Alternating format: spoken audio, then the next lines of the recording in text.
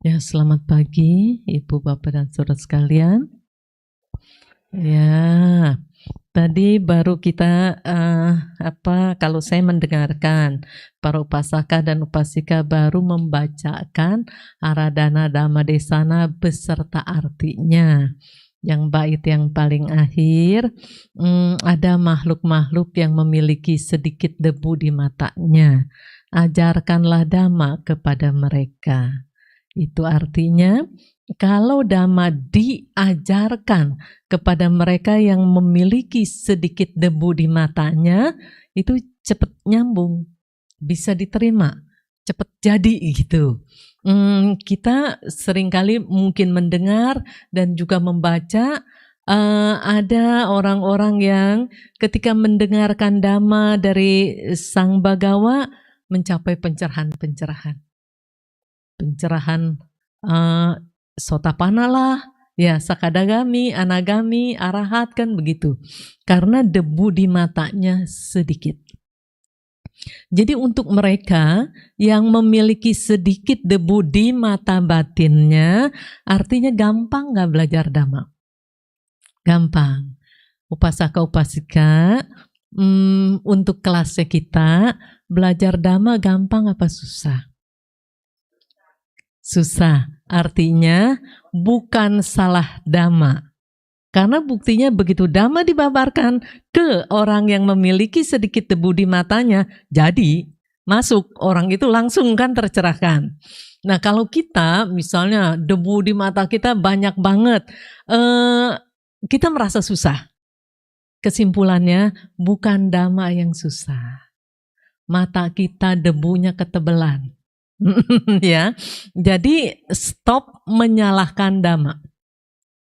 Kan sering-sering menyalahkan Dhamma. Dhamma sih susah, gitu kan? Itu bicara nggak bener itu. Ya, siapa di sini yang suka bicara gitu? Kayaknya mah banyak lah. Ya, nggak bisa praktek Dhamma, susah belajar Dhamma, Dhamma yang disalahin. Padahal diri sendiri yang itunya tuh tebel banget ya. Debunya kan. Jadi stop menyalahkan Dhamma, karena itu sesuatu yang buruk. Kalau kita menyalahkan Dhamma itu sesuatu yang buruk. Ini kayak kembar ya? Ya. Selingan. Sudah. Jadi begini ya, kan kalau sesungguhnya Dhamma itu kan tidak susah. Dhamma itu tidak mempersusah gitu, tidak mempersulit. Jadi apa? Dhamma ini mempermudah. Dhamma ini mempermudah penderitaan padam. Jadi jangan pernah berpikir Dhamma itu susah, Dhamma itu sulit. Kalau berpikir demikian, banyak orang yang agak mundur gitu. Agak menjauh, maksud saya, agak mundur itu agak menjauh dari Dhamma. Kenapa? Karena Dhamma itu susah. Padahal diri sendirinya yang susah.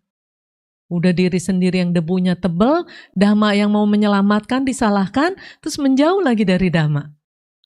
Parah, makanya kalau sesuatu yang buruk yang udah muncul, membawa celaka, membawa penderitaan, membawa ketidaknyamanan. Ada di Samyutta Nikaya, bab 3, ayat nomor 2, itu ada di sana. Nah sekarang kita masuk lagi ke topik. Apa tadi topiknya? Lupa. Ya, ketika benci berharap musibah gitu ya. Ketika benci berharap musibah, siapa yang terbakar?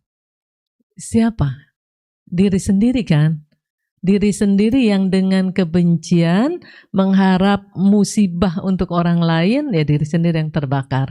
Topik ini diambil dari, maksudnya itu kan topik supaya bikin heboh aja itu, ya. Ketika benci berharap musibah gitu. Sebetulnya mengambil dari itu yang tadi dibaca juga Karanya Metta Sutta. Ya, jangan karena marah dan benci mengharap orang lain celaka. Itu kan udah sering didengar. Jadi diganti dikit gitu. Bukan diganti dikit untuk topik dimunculkannya itu. Ya. Nah, sekarang begini para upasaka dan upasika, siapa yang masih rajin munculin kebencian? Kayaknya mah pada rajin dah. Ya, kalau dibilang, ayo dong pancarkan meta, susah, nggak bisa gitu. Kalau giliran yang benar, bilangnya susah, bilangnya nggak bisa. Coba, kalau benci, nggak ada yang pernah belajar. Udah bisa sendiri. Saya nih, seumur-umur nih ya, belum pernah ada orang yang nanya, ayah bagaimana cara saya mengembangkan kebencian? Nggak pernah. Iya. Kalau yang ayah bagaimana saya mengembangkan cinta kasih itu mah sering banget. Berulang, dari orang yang sama aja juga berulang. Kalau mengenai kebencian nggak ada yang pernah nanya bagaimana mengembangkannya. Ya, karena udah pada pinter, udah otomatis. Ini ada kata satu udah otomatis ini ya. Kenapa itu otomatis? Sebentar.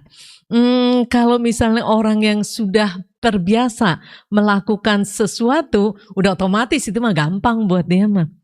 Nah, kalau untuk benci dan marah udah otomatis, artinya udah sangat terbiasa. Ya benar nggak? Ini untung ada yang mewakili, makasih ya Ibu. Iya, karena itu udah otomatis, nggak perlu belajar lagi, udah pada bisa. Ketika kita masih bayi, nggak kelihatan tuh kebencian kita, kemarahan kita nggak kelihatan, tapi kecenderungan untuk membenci udah ada di dalam batin itu. Makanya ketika misalnya kepanasan aja, nggak suka sama kepanasan, nangis sekencang-kencangnya. Nggak suka sama apa lagi, digigit nyamuk misalnya, nyamuk mah nggak pernah ngegigit ya, soalnya nyamuk kan nggak ada giginya ya, dihisap sama nyamuk gitu ya, gatel gitu, wah nangis lagi gitu ya.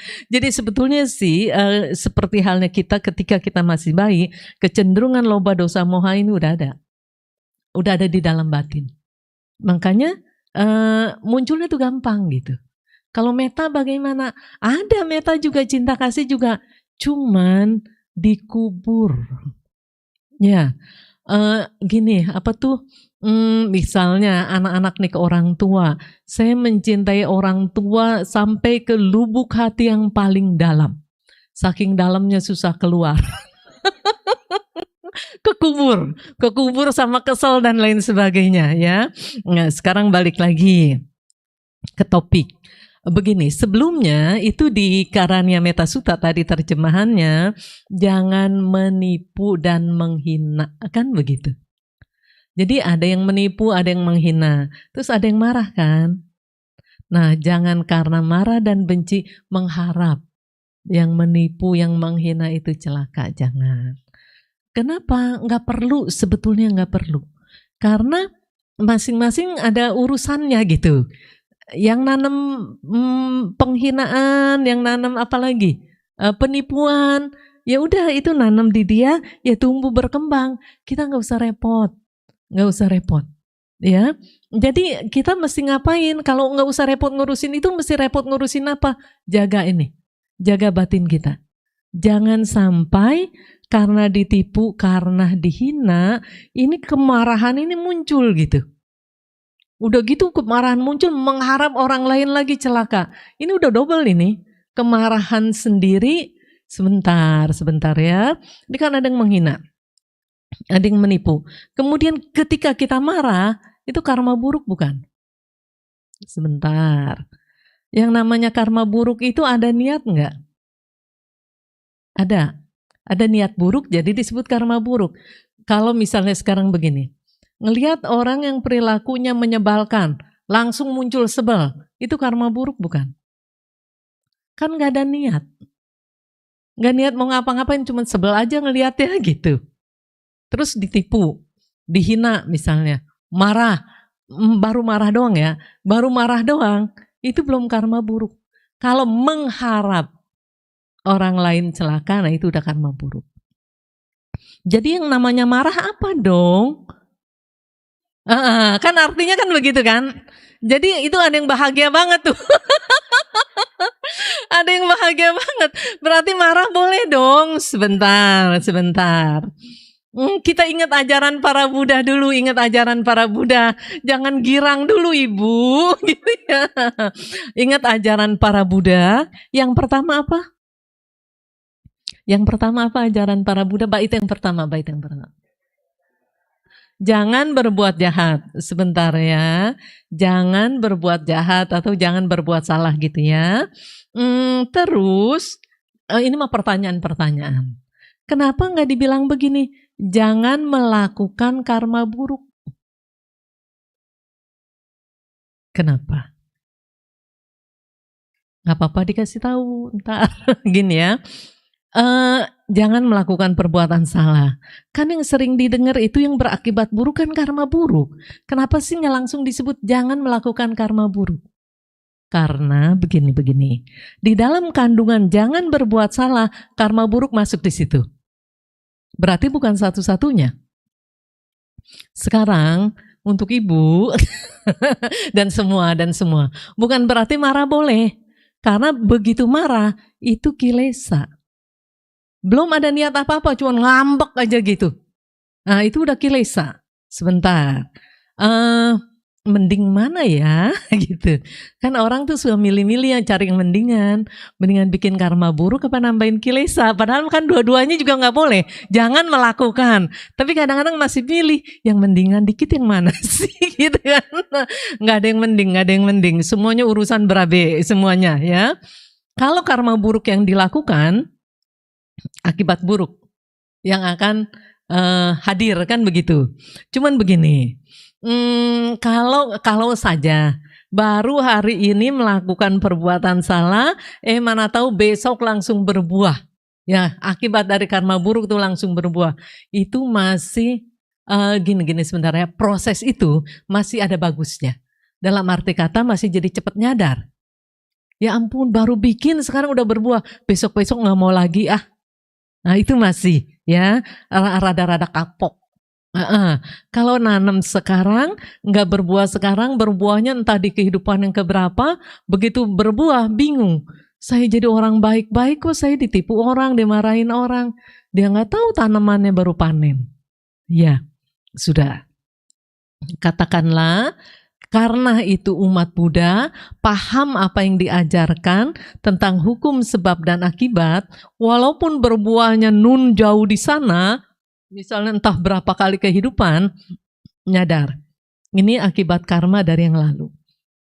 Kalau enggak ada tanaman, enggak mungkin ini datang pada saya. Kalau bukan bagian saya, enggak mungkin datang pada saya. Artinya masih bisa kejedot gitu, masih bisa nyadar, masih bisa ngeh.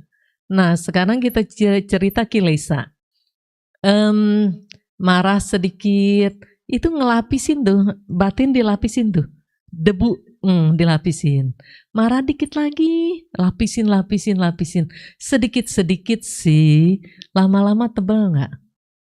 Itu baru satu kasus. Baru marah doang. Belum sebel, belum sombong. Ya, belum males-malesan. Nah sekarang gini, list daftar perbuatan salah banyak nggak? Banyak kan? Artinya rajin banget. Batin, hari ini belum dikotorin gitu. Pagi ini belum dikotorin. Siang belum dikotorin. Kalau giliran ngotorin batin, rajin banget. Kalau untuk membersihkan batin, narik ke bawah mati katanya berat. Ini malah lebih berat lagi. Ya, coba apa tuh dianjurkan, diajak untuk meditasi, gampang apa susah? Susah, iya. Hari-hari di rumah nggak meditasi. Artinya hari-hari tidak membersihkan batin. Hari-hari mengotori batin. Jadi belajar dhamma berulang kali juga bengong gitu, nggak masuk. Kenapa? Kalimatnya mengerti. Ini kalimat nih kata per katanya dari buku ini atau dari kita mendengar ini udah kedengeran, ini jelas kalimat mah dimengerti, tapi kok nggak masuk ya. Harus diketahui debu di mata batinnya tebal, nggak bisa tembus. Pernah nggak ngeliat debu yang begitu disiram air, airnya nyelonong aja? Pernah kan? Nggak nyerap gitu. Nah itu udah kelas parah tuh. Ya, Kira-kira kita kelasnya kayak gitu nggak? Dhamma masuk lewat aja, nyelonong aja gitu. Kayak air di daun talas. Nggak pernah nyerap. Kira-kira begitu nggak? Kedengeran? Oh iya benar ini setuju, ini bagus, tapi nggak ada yang masuk. Ingat, itu sebuah tanda, sebuah informasi debu di mata batin kita saking tebalnya. Sesuatu yang kita mengerti pun, tapi nggak bisa masuk ke dalam batin ini, nggak bisa masuk, nggak bisa dicerap. Dengan kata lain, berhenti menyalahkan Dhamma. Harus lihat ke dalam batin kita. Bukan Dhamma yang salah, kita ini yang harus mengikis kekotoran batin. Sekarang begini. Kalau kekotoran batin, dia melapisi batin kita sedikit nggak berasa. Dan kayaknya kayak udah menjadi terbiasa saja, menjadi kayaknya nggak apa-apa, padahal itu membawa bahaya. Kekotoran batin itu membawa bahaya. Untuk mendengarkan Dhamma aja, ajaran benar aja, sampai susah didapat. Padahal kita lahir jadi manusia susah. Kehidupan sebagai manusia memang susah, kita udah bisa lewatin lah, paling nggak sampai hari ini kita bisa melewati, sudah. Kemudian ketemu ajaran benar susah, kita mah udah ketemu. Kita ya, makhluk yang teramat sangat spesial. Lahir jadi manusia susah, kita udah lahir. Kehidupan susah kita lewatin, ketemu Dhamma kita udah ketemu. Kita sebetulnya luar biasa. Cuman itu luar biasa yang bagian positifnya. Luar biasa yang bagian negatifnya, malesnya kebangetan. Ya benar, malas untuk membersihkan batinnya kebangetan. Sekarang gini, kalau kita cerita, lahir jadi manusia susah, kehidupan sebagai manusia susah, sudah dilewati semua, kemudian ketemu Dhamma susah, kita udah ketemu. Kalau saja kita mempraktekannya, benar enggak sih? Sebetulnya mah kita mah tinggal jalannya lurus saja. Ya benar enggak? Nyampe ke tujuan sebenarnya mah ini posisi kita tuh udah cakep banget gitu, di pos yang sangat cantik, tinggal lanjut aja. Cuman sayangnya masih itu tuh mengumbar yang namanya loba dosa moha diumbar. Ada di dalam batin, bukannya si loba dosa moha ini dicabut seakar-akarnya, malah disiram lagi, disiram pupuk, dikasih pupuk. Jadi tambah subur lagi. Jadi hati-hati ya, jangan sampai begini. Kita ini di posisi yang bagaikan permata lah katakan. Kemudian ini posisi ini dibuang, ngambil posisi beling yang siap dibuang. Ya benar nggak? Sebentar. Lahir jadi manusia, ini perumpamaannya seperti kura-kura bukan kura-kura. Apa kura-kura buta benar ya? Salah. Penyu. Kura-kura mah di air tawar katanya. Penyu mah di air asin, iya. Kan bagaikan penyu buta, ini buta nih ya, ada kata buta nih ya, penyunya buta. Tinggal di dasar samudra, munculnya 100 tahun sekali. Kalau gelang-gelang yang lagi terapung-apung di permukaan samudra itu pas masuk ke kepala si penyu ini, baru kan peluang makhluk jadi manusia. Kira-kira peluangnya besar apa kecil? Aduh kecilnya kecil banget. Udah hampir mustahil kan. Kalau penyunya nggak buta, dia mau muncul ke permukaan, dia cari dulu gelang-gelang rotan ada di mana, dia kejar kan gitu. Pas di situ dia munculin kepalanya. Tapi kan nggak begitu. Penyunya kan buta. Nah, dalam kondisi yang begitu sulitnya, sekarang kita udah lahir jadi manusia. Terus kita udah ketemu Dhamma. Munculnya seorang sama Sambuddha sangat sulit. Sama Sambuddha sudah lahir, sudah muncul di bumi ini kan begitu. Sebetulnya kita bukan ngomong sombong nih, spesial gak sih kita? Spesial banget. Kita teramat sangat spesial. Cuman sayangnya enggak ngeh gitu. Enggak ngeh ya. Nah jadi sekarang begini, kita kembali ke topik. Jangan sampai karena marah dan benci mengharapkan orang lain celaka. Jangan ketika benci ini muncul mengharap musibah. Sebentar. Ketika dihina, ditipu, kalau bukan bagian itu datang gak sih ke kita?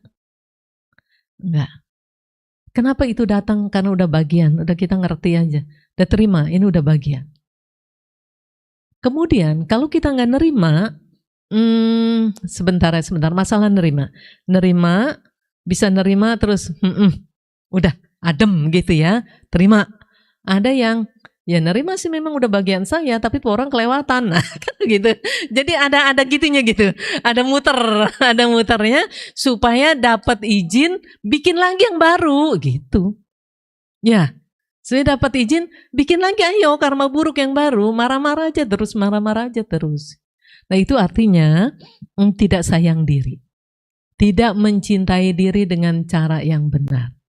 Jadi kalau ada orang lain salah, kita boleh jaga diri dan wajib. Kita wajib jaga diri, wajib jaga wibawa kita, kan gitu.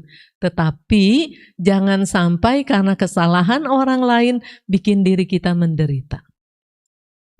Kalau kita marah, mengharap orang lain celaka, ya kita kebakaran terus artinya. Kebakaran dengan penderitaan gitu. Kita yang marah, ya kita yang menderita. Orang lain yang nipu, orang lain yang menghina. Sebentar nih ya. Kalau orang menghina orang lain dan yang dihinanya itu ya jatuh dah di dalam penderitaan, bahagia nggak orang yang menghina?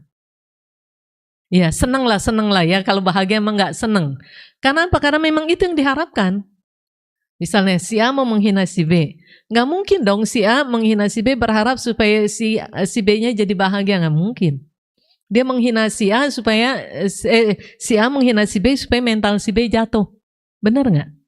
Kalau akhirnya ketika kita dihina oleh orang lain, mental kita jatuh, artinya kita kerjasama sama orang yang menghina untuk memenuhi keinginannya dan membuat kita menderita.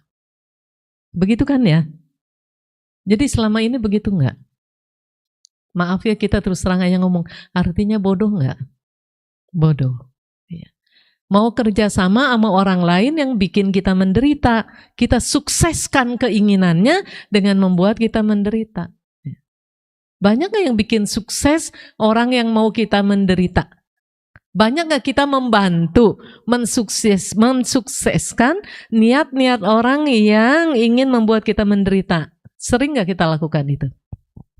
Masih mau lanjut? Masih mau lanjut? Bukan lanjut ceramahnya nih, maksudnya masih mau lanjut mensukseskan orang-orang yang ingin kita menderita. Masih mau lanjut begitu, bantu mereka? Enggak, kalau enggak ya kita stop. Jadi ketika ada orang yang menghina, tenang aja gitu. Walaupun pertama mah kalau di sini bak gitu kali ya. Tenang aja ya, tenang sudah. Kemudian kita lihat nih kata-katanya betul apa enggak. Kalau enggak betul ya udah, itu punya dia. Kalau betul kita ambil, kita belajar dari situ. Ya, sudah. Sekarang kita masuk dulu ke pertanyaan Raja Pasenadi di Samyutta, tercatat di Samyutta Nikaya bab 3 urutan kedua. Raja Pasenadi ini rajin banget belajar. Ini raja aja rajin belajar. Ini bukan raja, bukan ratu, malah setengah mati. Raja aja seringkali di tengah-tengah kesibukannya begitu ya, rajin belajar dan sekali waktu bertanya kepada Buddha, Sang Bagawa, apakah yang bila muncul dalam diri seseorang, kemunculannya untuk membuat malapetaka, untuk membuat penderitaan, untuk membuat ketidaknyamanan. Sang Buddha memberikan jawaban kepada Raja Pasenadi, ada raja 3 hal. Yang bila muncul, kemunculannya hanya untuk membuat malapetaka, membuat penderitaan, membuat ketidaknyamanan. Kalau saya sebut semua pasti udah tahu, saya sebut satu aja. Atau saya sebut huruf depannya aja udah pada tahu. LDM. Ya, loba dosa moha. Ya. Nah sekarang begini, kalau loba itu muncul, betul nggak sih dia membawa malapetaka? Betul. Dosa muncul, bawa malapetaka. Moha muncul, bawa malapetaka. Ingat, ini loba dosa moha ini ada jurusannya. Masing-masing kayak orang kuliah gitu. Ambil jurusan apa? Loba. Jurusan apa? Dosa. Jurusan apa? Moha gitu. Kalau jurusan loba kan serakah. Yang suka dibikinin sembahyang rebutan alam apa? Alam peta kan? Nah itu dia. Jadi kalau orang serakah, jurusannya ke sana. Nah sekarang pertanyaan saya, bukan pertanyaan lah, saya minta tolong. Nanti kalau ada upacara sembahyang rebutan, setelah selesai sembahyangnya, kan barang-barangnya boleh gitu kan, udah selesai namanya, udah selesai. Nanti tolong difoto atau divideokan siapa yang berebut. Yang di alam setan kah? Atau yang di mana? Alam manusia. Kata setan susah urusan sama manusia. Jatah setan aja masih direbut. Jadi kalau keserakahan itu muncul, ingat, itu akan membawa ke alam setan. Sekarang gini, saya mau tanya. Sebenarnya ya, jujur aja pada jawab. Sebenarnya kalau ketemu setan takut apa enggak sih?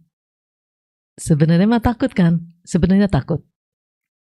Tapi kalau rajin menimbun keserakahan, terus ditimbun, ketemu setan takut, jadi setan pada berani.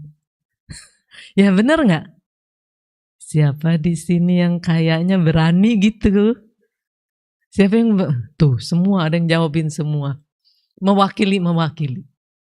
Kayaknya coba lihat antrian. Ada antrian berbagai macam alam kan gitu. Di antaranya ada alam manusia, ada alam dewa, alam Brahma, terus yang bawah tadi lah alam setan, alam neraka, alam binatang, alam asura. Kira-kira nih, maaf, tolong dicek lagi antri di sebelah mana ya? Kira-kira lagi antrinya di sebelah mana? Masing-masing harus ngecek. Lihat aja, sekarang jurusan berikutnya lagi nih ya. Kalau yang marah itu kan panas kan ya. Makanya dibilang siapa yang terbakar. Ya. Ketika benci berharap musibah, siapa yang terbakar? Kan diri sendiri kan? Oke. Nah kalau panas itu kira-kira ke alam mana? Alam neraka. Gak mungkin ada orang yang tergopoh-gopoh cerita begini, saya habis marah-marah, rasanya adem dah. Kan gak ada kan? Panas kan? Nah udah itu lagi ngasih energi ke alam-alam yang panas juga. Alam neraka. Ngedengar alam neraka aja udah serem. Ya. Ngedenger serem, maaf, masuk mah suka pada berani. Ya. Ngedenger mah serem, cerita-cerita di alam neraka gitu. Hati-hati, masuk mah berani. Ya. Kalau yang moha itu jurusannya ke alam binatang jurusannya. Nah, kalau ke alam manusia, mereka yang menjalankan sila masuk lagi dari alam manusia. Mereka yang banyak melakukan kebajikan bisa saja masuk ke alam dewa, bisa saja. Nah, jadi para upasaka dan upasika sekalian, ini perjalanan hidupnya kita. Kita harus ngecek, kita benar-benar harus ngecek. Per hari ini antrian ada di sebelah mana ini? Kalau antrian di daerah bahaya, cepat-cepat ganti antrian, ganti. Kalau antriannya nggak ganti, ya terus masuknya cepat gitu. Karena, ceknya di program. Ceknya di program apa? Ceknya di program kesadaran. Cari tuh aplikasi mindfulness gitu. Aplikasi kesadaran, cek ada di situ. Dari kesadaran bisa muncul pengetahuan, bisa muncul kebijaksanaan, akhirnya enggak. Jadi begini ya para upasaka dan upasika, walaupun orang-orang nggak tahu perilaku kita, tetap apa yang kita lakukan itu masuk ke jurusannya masing-masing, sesuai. Misalnya di tampilan kita kita memberikan kesan orang baik, anggap aja demikian. Tapi sesungguhnya kita bukan orang baik. Nah itu yang sesungguhnya itu yang jalan. Yang tampilan mah enggak jalan. Malah jalannya begini, masuk ke penipuan. Enggak benar, belaga benar kan begitu. Iya. Nah itu udah masuk tuh ke daerah penipuan itu. Jadi makanya kita diingatkan, dianjurkan oleh guru kita, ayo melihat ke dalam, ayo lihat ke dalam. Kenali diri. Jangan sampai nggak kenal diri. Banyak kan orang yang nggak kenal diri. Kalau lagi marah, kamu nggak tahu ya siapa saya. Nah, dia aja kagak tahu, apalagi kita. Ya dia banyak yang nggak kenal diri gitu kan. Kamu tahu siapa saya gitu. Ya dia aja nanya ya, apalagi kita kan. Nah jadi ibu bapak dan saudara-saudara sekalian, hati-hati. Kita juga nggak kenal diri nanti, hati-hati. Hati-hati kita tidak mengenal diri kita sendiri, ya. Nah, sekarang kita kembali nyadar begini. Tujuan hidup kita sebetulnya mau apa sih? Mau menderita atau mau bahagia? Pasti ceritanya mau bahagia. Kalau ceritanya mau bahagia, dengerin apa yang guru kita ajarkan. Jangan abaikan. Giliran marah didengerin. Ya, orang-orang yang menghasut, yang bikin kita nggak berantem jadi berantem, nah itu didengar. Ya, giliran yang bikin sejuk dimarahi. Misalnya kita lagi marah-marah nih, lagi kesel nih, mau berantem. Ada orang yang bilang, udahlah, nggak usah. Apaan nggak usah? Ya, dia ngomelin ya. Kalau yang sebelahnya bilang bisik-bisik begini, ya itu memang orang kelewatan. Tuh kan bener kan? Nah gitu. Jadi berantem gitu. Ya memang kan kenyataannya kan demikian. Kalau yang bilang udah gak usah, tenang aja, dia ngomelin. Kalau yang ini yang menyetujui itu kan bener kan? Nah akhirnya ya berantem. Nah jadi ibu bapak dan saudara-saudara sekalian, kita punya telinga. Sering dipakainya untuk hal-hal yang bikin kita loba dosa mohanya itu nambah kuat. Jarang telinganya ini dipakai untuk mendengarkan nasihat-nasihat di mana loba dosa mohanya itu terkikis, bahkan kecabut ke akar-akarnya. Itu jarang. Bukan berarti enggak. Buktinya kan sekarang ada di sini. Artinya kan juga dipakai. Nah, cuman begitu. Ada tingkat kebijaksanaan. Ada tingkat kebijaksanaannya itu bagaikan gelas terbalik atau gelas ketutup. Ada yang kebijaksanaan di pangkuan, ada yang kebijaksanaannya itu bagaikan gelas tuh nggak ketutup gitu. Kalau kebijaksanaannya bagaikan gelas ketutup, kedengeran tapi langsung nyelonong gitu. Lewat aja nggak ada yang mampir. Kalau bagaikan kebijaksanaannya bagaikan di pangkuan, ya diterima sudah. Begitu selesai acara kebaktian kan pada bangun. Namanya di pangkuan ya pada tumpah. Ya, jadi begitu keluar dari wihara, tadi apa ya? Gitu. Kalau giliran mendengarkan dhamma, diskusi dhamma, kayaknya sih suka di pangkuan ya kebijaksanaannya ya. Karena abis itu lewat lupa. Tapi sebentar, ini saya mau kasih tahu. Sebetulnya ibu bapak dan saudara-saudara sekalian punya daya ingat yang sangat kuat sebetulnya. Kalau nih sekarang saya diminta ceramah, mana tahu ini ngomelin aja terus sama saya nih. Saya nih ngomel melulu lah, protes ini, protes itu gitu ya. Kenapa sih kok nguap? Kenapa sih kok duduknya nggak tegak gitu misalnya. Saya ngomel aja sudah. Puluhan tahun juga diingat. Tuh Ayah Santini tuh lagi tanggal berapa? Bulan Juli tahun sekian gitu. Bisa diingat. Ini tanggal berapa? 19 Juli tahun 26 tuh ceramahnya begitu bisa diingat gitu. Kalau giliran tadi tuh pertanyaan Raja Pasenadi ke Sang Buddha, oh iya benar-benar bagus. Udah sampai depan gitu lupa. Ya. Sekarang pertanyaannya apa ayo Raja Pasenadi ke Sang Buddha? 3, nah itu juga lumayan, udah 3. Tapi cuma setiga-tiganya doang. Hah? Tuh. Nggak jelas. Nggak jelas. Kalau nih umpama saya ngomel nih, saya ngomel umpama 15 menit, itu dari menit pertama sampai menit ke-15 mesti diingat. Gayanya juga mesti diingat tuh, tangannya naik-naik gitu. Itu mesti bisa diingat. Artinya daya ingat kita sebenarnya kuat, cuman salah make. Giliran sama yang membuat sakit hati itu dipakai itu daya ingat. Giliran untuk yang dimana pengetahuan dan kebijaksanaan bermunculan nggak dipakai. Nah ini buktinya barusan. Berarti bukan di pangkuan, belum pada bangun. Belum pada bangun udah pada lupa, berarti gelasnya ketutup. Iya, benar nggak?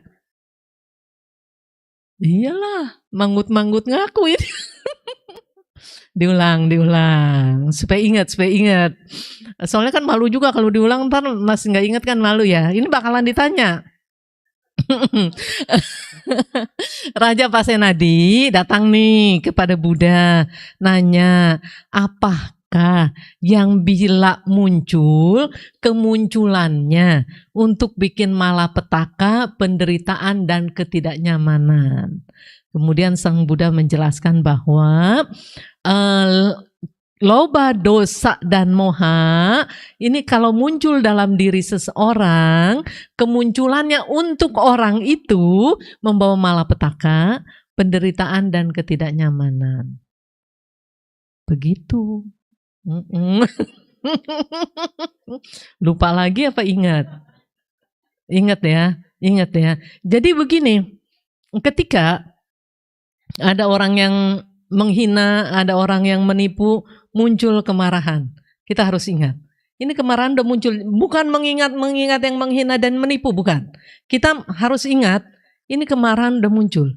Ini akan membawa malapetaka, akan membawa penderitaan dan membawa ketidaknyamanan. Karena begitu marah ini membawa malapetaka kemana? Ke neraka lah. Iya, karena ini udah jurusannya. Emang marah seumur-umur cuma sekali. Kalau sekali, itu bahan bakarnya untuk menuju ke alam neraka itu pendek. Bahan bakarnya sedikit. Baru juga jalan ke sana udah keburu habis. Kalau marahnya jadi hari-hari, setiap hari marah-marah, itu artinya bahan bakarnya kencang. Iya. Bahan bakarnya kosong dikit isi lagi, sampai luber-luber. Itu artinya jurusan ke sana. Jadi hati-hati. Jangan dipikir kalau marah-marah itu enak. Harus dipahami. Begitu ini muncul, ingat. Ini yang bawa malapetaka ini udah muncul nih. Mau dilanjutkan atau mau ditutup? Kalau dilanjutkan, jadi tenaganya tambah jadi. Kalau misalnya begitu ini udah muncul, udah cepet-cepet diredam. Tapi bukan berarti nggak boleh mendesis ya. Dia apa-apain diem. Nggak tahu sabar, nggak tahu blow on dah kalau itu mah. Bisa juga sabar kan? Diam sabar, itu kelas dewa gitu kan, yang udah ada pengetahuan dan kebijaksanaannya gitu. Kalau yang blow on diapa-apain, ya udah gitu, nerima aja. Nah itu mah rada-rada on ya nggak. Jadi boleh nggak mendesis? Boleh. Saya cerita. Sampai jam berapa kita tanya jawab? Udah habis ceritain kita tanya jawab ya. 10.45 kita tanya jawab. Ada cerita gini, ada ular yang iseng. Isengnya itu iseng yang sebetulnya agak mematikan dan membahayakan, bisa juga mematikan. Karena ular ini ular berbisa. Kalau dia lagi muncul iseng, apa aja yang lewat, pokoknya dia mau patok aja. Tak orang, tak binatang, kalau isengnya lagi keluar. Sudah. Kemudian, nah ini ada pepatah yang bilang, sejahat-jahatnya orang ada baiknya juga, sebaik-baiknya orang ada jahatnya juga. Nah ini sejahat-jahatnya si ular, ini ada baiknya juga. Baiknya di mana? Ketika dia ngedengar berita bahwa di atas bukit, dia di kaki bukit. Di atas bukit ada ular yang bijaksana, ini seringkali ceramah. Dia iseng positif nih lagi keluar, iseng mau ngedengerin. Dia naik. Udah sampai puncak, kemudian si ular bijaksananya lagi ceramah, didengerin. Saya lupa ini ceramahnya tentang meta atau tentang kanti. Sudah, si ular yang iseng ini pikir, waduh ini benar, ini harus dipraktekkan tuh. Ya sejahat-jahatnya orang juga ada ngehnya juga ya, ini harus dipraktekkan. Udah dia turun, dia praktekkan dong di tempatnya dia. Mana tahu ada anak kecil nggak sengaja nginjak dia. Anak kecil langsung lompat karena di situ udah tersiar berita ular ini jahat lah katakan gitu. Dia kaget, dia lompat. Begitu dia lompat, loh kok ularnya diam aja? Dia ambil ranting, dia colok-colok, diam aja. Dia pukul-pukul, diam aja. Terus ada teman-temannya dia juga pada datang, kan memang orang udah pada kesel nih sama ular itu. Mumpung lagi diam, dicolok, digebuk gitu aja. Udah puas, anak-anak pada pulang. Si ularnya naik lagi nih. Terus ketemuin ular yang bijaksana. Ular yang iseng ini bilang begini, ini hasil ajaran kamu. Maksudnya dia babak belur. Terus si ular bijaksana bilang, coba ceritain gimana kejadiannya. Dia cerita, terus ular bijaksana bilang, saya mengajarkan kamu tentang meta atau kanti gitu ya. Tapi saya tidak melarang kamu mendesis. Kalau ular itu begitu keinjek, anak itu lompat, begitu mau dicolok, dia mendesiskan, anak itu takut. Jadi perlu melindungi diri, perlu jaga diri. Bukan cuma iya diam aja bengang-bengong, nggak begitu. Ya perlu, mesti ada ketegasan, mesti ada wibawa, mesti ada apa gitu. Bukan yang muka lemah, yang gampang ditindas gitu, nggak begitu. Jadi harus bisa jaga diri.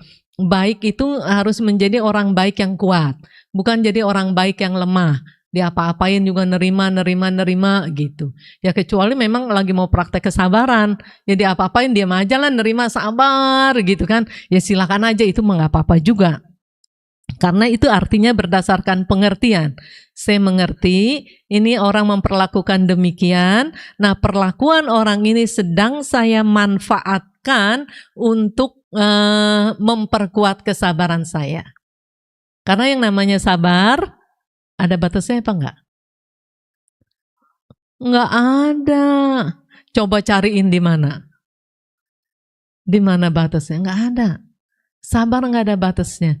Cuman rasa-rasanya ada gitu ya. Nah, yang rasa-rasanya ada, kekuatan kita. Kekuatan kita berdiam dalam sabar masih terbatas. Yang namanya kesabaran nggak ada batasnya. Cuman kekuatan kita aja berdiam dalam sabar masih terbatas. Jadi orang-orang yang berperilakunya salah, kita mau manfaatkan untuk melatih agar kesabaran kita kuat, boleh. Jadi itu bukan orang yang blow on gitu, bukan. Itu orang yang ngerti. Orang yang ngerti ini saya punya tujuan. Kalau sedang mempraktekkan yang lain, ya silakan lakukan sesuai dengan tujuan yang sedang diarahkan, kan begitu ya. Nah, tapi 3 jurusan yang tadi itu harus dihindarkan. Jurusan ke alam yang setan, ke alam neraka, ke alam binatang, itu 3 jurusan itu harus dihindarkan. Jadi ingat-ingat, begitu muncul keserakahan, ingat ini ada jurusannya ke sana, dan ingat ini akan membawa malapetaka karena ke situ gitu. Akan membuat penderitaan dan akan membuat ketidaknyaman, pasti nggak nyaman di situ. Jangan sampai begini ya, ketemu setan pada takut jadi setan pada berani. Ya, jangan sampai demikian. Karena kelihatannya banyak yang gagah banget. Giliran ketemu setan lari tebirit-birit sampai bisa acara pingsan punya. Giliran jadi setan gagah banget. Ya hati-hati ya. Mungkin saja bisa seumur-umur nggak ketemu setan, tetapi arah hidup bisa saja. Kalau loba terus dikembangkan, akhirnya jadi. Jangan sampai nggak ketemu tapi jadi. Kalau cuman pilihannya ketemu setan apa jadi setan, mendingan ketemu. Daripada jadi setan, mendingan ketemu setan, mau pingsan ya pingsan lah gitu ya. Tapi kalau jadi setan itu sangat menyeramkan. Jadi ibu bapak dan saudara-saudara sekalian, ingat ketika muncul kemarahan, entah karena dihina, entah karena ditipu, atau karena satu dan lain hal, begitu muncul kemarahan, ingat itu akan membawa malapetaka. Jadi harus diapakan? Ini diredam. Kan kita udah banyak belajar jurus, ya, banyak dhamma yang sudah kita pelajari. Mungkin dipelajari mah belum kali, baru didengar. Ya, banyak dhamma yang sudah didengar dan pelajari itu. Pelajari, pahami, di balik itu banyak banget harta karun. Harta karun menuju kebahagiaan sejati dan memadamkan penderitaan. Di dalam kita belajar dhamma, memahami dhamma, praktek dhamma, itu setiap langkah kita mendapatkan harta karun, di mana harta karun itu berfungsi mematikan langkah penderitaan dan mengembangkan langkah kebahagiaan. Nggak ada ruginya kita belajar dhamma, nggak ada ruginya. Kita ini luar biasa banget, hebat banget. Kita ini hebat ya. Boleh nggak kita nanya, kok bisa hebat segini ya? Gitu. Jadi orang susah udah bisa jadi orang. Susah kehidupan jadi orang, ya kita udah lewatin lah, lagi ngejalanin.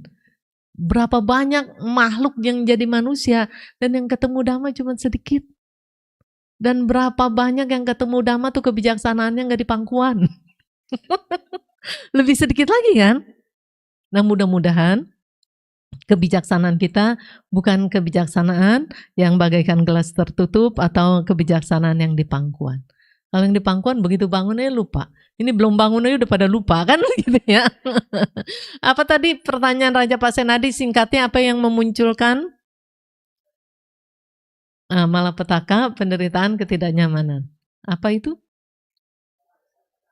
Masih dimiliki nggak? Artinya masih punya potensi kita sendiri untuk kita oleh kita memproduksi malapetaka, penderitaan dan ketidaknyamanan. Tapi sekarang kita sudah dikasih senjata pamungkas untuk melenyapkan loba dosa moha, untuk melenyapkan malapetaka, penderitaan dan ketidaknyamanan. Sang Buddha udah menunjukkan jalannya. Sila, samadhi, panya. Loba dosa moha membawa malapetaka, sila samadhi panya membawa kebahagiaan sejati dan menghancurkan seluruh penderitaan. Siapa di sini yang menjalankan silanya benar-benar gitu? Ya, saya harus menjalankan sila ini benar-benar gitu.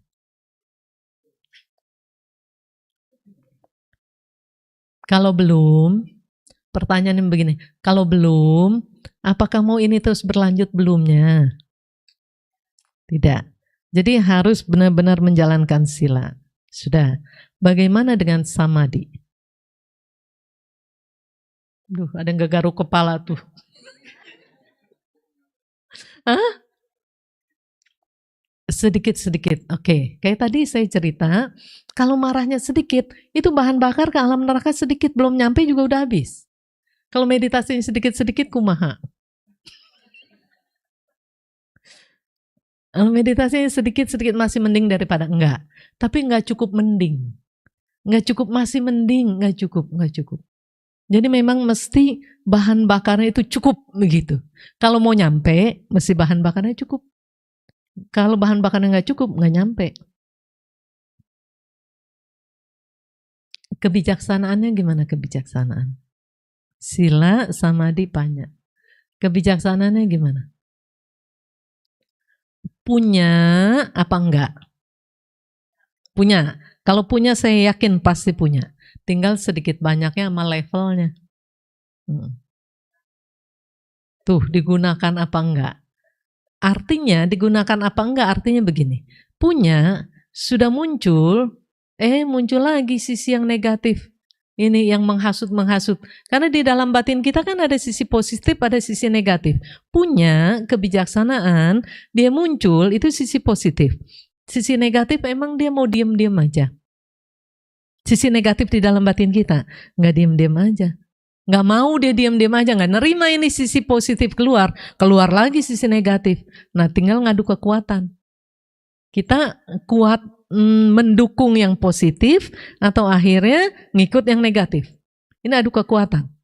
Jadi di dalam batin kita ini kalau kita masih benar gitu ya, ini ada adu kekuatan. Kalau udah nggak benar, nggak ada adu kekuatan lagi, langsung ngikut yang negatif. Jadi gini ya, perhatikan ketika kita selalu mengikuti hal-hal yang negatif, berarti udah nggak ada adu kekuatan antara positif dan negatif. Udah bablas ngikutin dia. Artinya jadi budaknya Mara. Kalau masih ada adu kekuatan yang bahasanya gini, aduh jadi perang batin nih, ya gitu. Artinya yang positif masih kerja itu. Kalau ada perang batin, yang positif masih kerja, yang negatif pun masih kerja. Tinggal mau milih yang mana. Mau mendukung kecenderungan yang mana. Kecenderungan yang didukung, dia yang menang. Kecenderungan yang tidak didukung, dia tidak menang. Sekarang kenapa? Seringkali kecenderungan yang negatif yang menang, karena itu yang didukung. Nggak didukung nggak mungkin. Dia itu menang, itu nggak mungkin. Jadi kesalahannya ada di kita. Kalau kita mendukung kecenderungan-kecenderungan negatif, hasilnya bisa dilihat buktinya apa? Kita mendukung kecenderungan yang negatif. Bila kita mengikuti hal-hal yang negatif yang muncul dari dalam batin kita, artinya kita mendukung kecenderungan itu. Udah nggak bisa dipungkiri itu. Kalau kita mendukung hal-hal yang positif, mesti yang positif ini nampak ke permukaan dan jalan gitu. Nah, jadi para upasaka dan upasika, kita tidak pernah bisa menyalahkan apapun dan siapapun. Nggak bisa. Semuanya ada di diri kita sendiri. Kita misalnya begini, mau praktek dhamma susah sih, mau nyalain dhamma, malu kita. Orang batinnya kita kok yang ketebelan, dhamma yang disalahin. Nggak bisa, kita nggak bisa nyalain dhamma. Nyalain orang lain juga kita nggak bisa. Terus ingat ya, ketika kebencian muncul di dalam batin kita, kita yang terbakar bukan orang lain. Orang lain mah happy. Nih saya ulang ya, ada orang yang nipu kita misalnya, ada orang yang menghina kita. Kita udah ketipu, kita udah dihina, kemudian kita marah-marah, kita yang terbakar. Mereka marah-marah nggak dengan menipu, dengan menghina, mereka marah-marah nggak ke dirinya sendiri? Enggak, mereka happy. Jadi pertanyaannya, siapa yang terbakar? Diri sendiri. Dan kemudian yang sangat memalukannya ketika kita terbakar, itu kita benar-benar mendukung maunya orang yang nipu, maunya orang yang menghina untuk kita menderita. Betul nggak? Ya, jadi udah kebakaran, yang bikin kita menderita ini happy-happy, kita sendiri yang kebakaran. Jadi jangan pernah mengharap orang lain celaka karena marah dan benci, jangan.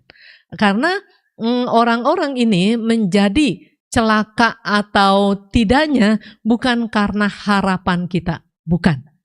Tapi karena proses benih yang disemai, kemudian akhirnya muncul berbuah, ya udah ada yang panen.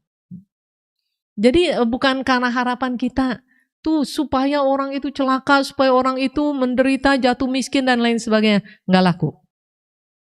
Ya, yang laku sesuai tanaman masing-masing.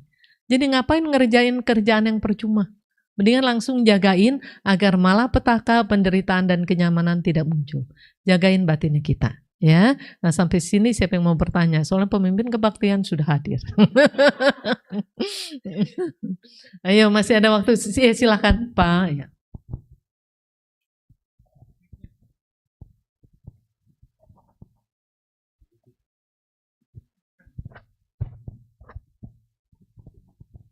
Namo Buddhaya, Ayah. Saya ingin bertanya, seseorang semasa hidupnya telah menjalankan sila samadhi dan panya, sehingga di hari tuanya dia meninggal dunia. Yang ingin saya tanyakan, misalkan dia terakhir di alam dewa atau di alam Brahma, atau bisa juga mungkinkah dia bisa terlahir di alam manusia lagi? Kalau misalkan mungkin dia bisa melanjutkan ajaran Sang Buddha, karena dia kan dulunya agamanya Buddha, kemungkinan besar dia bisa jadi umat Buddha lagi. Nah, kalau misalkan dia terlahir di alam dewa, banyak sekali yang dia di alam dewa tuh kan senang-senang dia terus ya. Jadi kemungkinan agak lama gitu. Nah, ingin saya tanyakan, apakah bisa dia terlahir lagi di alam manusia? Terima kasih, Ayah. Bisa, kemungkinan itu sangat bisa. Dan kemudian karena hari-hari mempraktekkan sila samadhi dan panya bermunculan, begitu meninggal itu lanjut karena sudah membudaya. Nah, bagi orang ini praktek sila, praktek samadhi dan tumbuhnya kebijaksanaan, tumbuhnya panya sudah membudaya di dalam batinnya. Kalau sudah membudaya, ya terus akhirnya akan bergulir semakin mantap, semakin mantap. Ya, terima kasih pertanyaannya ya.